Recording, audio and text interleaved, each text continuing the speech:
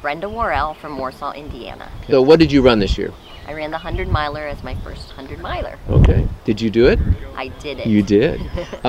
When you first started on that morning, here we are, we're running around the building and these headlights were all by. What were you thinking at that moment as you head up to that first turn? It was what I had visualized, because this is my home course, so it was what I had envisioned it to be. It was all excitement and yeah. What's it like starting with, you probably knew a lot of the people. I did.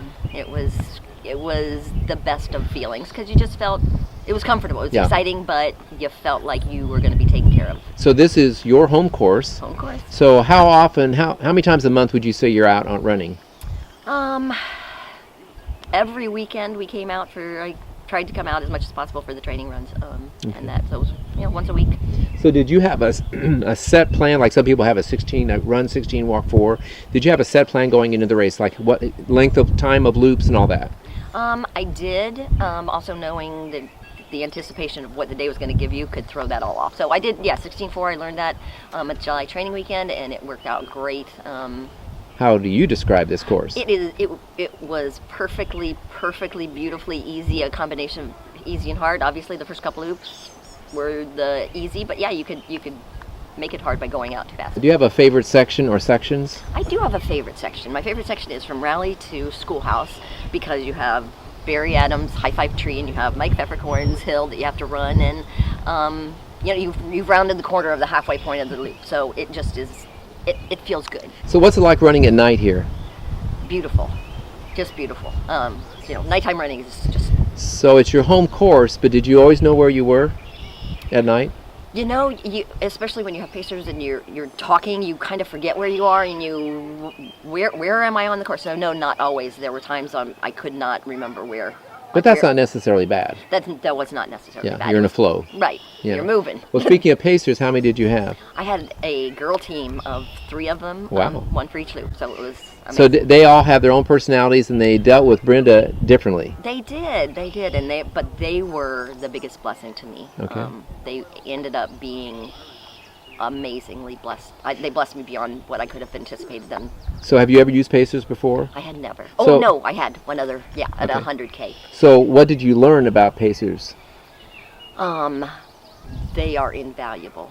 If a race allows them, I will always try to have one. Yes. And I'm sure they all dealt with you differently, and that helped. They did, but they were all perfect. That was the funny thing. I didn't even know I didn't meet my one pacer until she came and ran with me. Okay. But she was perfect. Did you ever consider dropping? Absolutely not.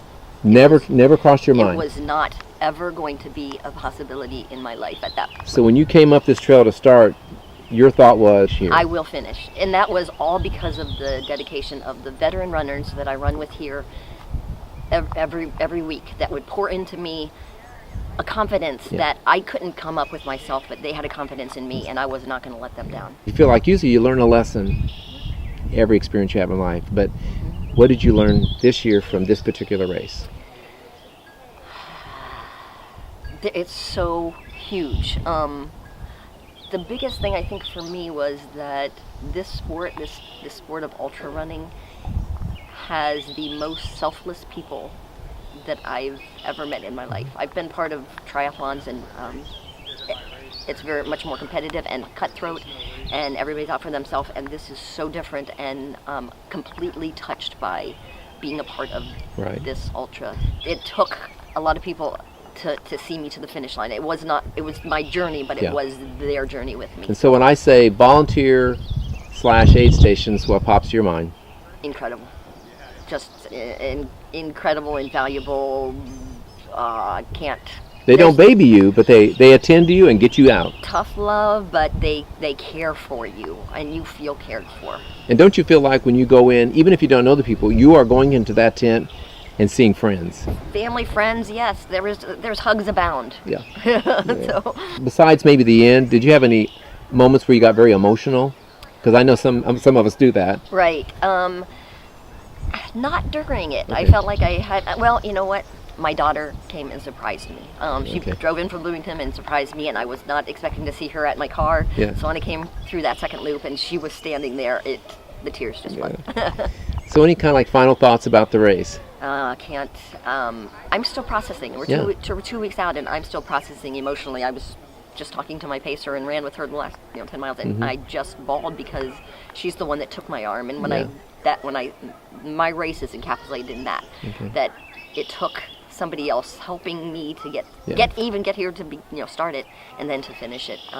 So I'm still processing. So let me take a wild guess. You just might run this race again. I definitely have plans to do this race again. All right. But in the meantime, I'm definitely I want to give back. My heart is full. I want to be able to give back. So for the next few years, I will concentrate on doing that. Okay.